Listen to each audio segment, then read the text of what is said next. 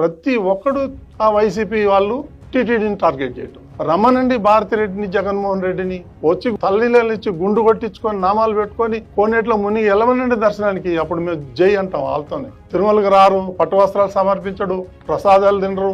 నువ్వు ఎవరితోన్నా పెట్టుకో, బీఆర్ నాయుడుతో పెట్టుకుంటే మాత్రం మర్యాదగా ఉండదు. నా గురించి మీకు తెలియదు. నేను ఎంతకైనా తెగిస్తాను. తప్పు చేస్తే చెప్పండి, చొక్కా పట్టుకొని అడగండి, మేము సమాధానం చెప్తాం.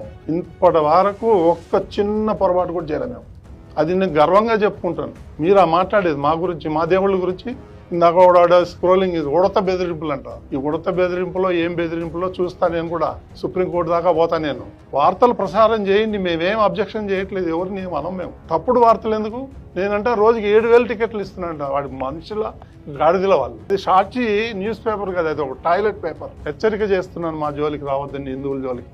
మాతో పెట్టుకుంటే మాత్రం చాలా తేడా ఉంటుంది.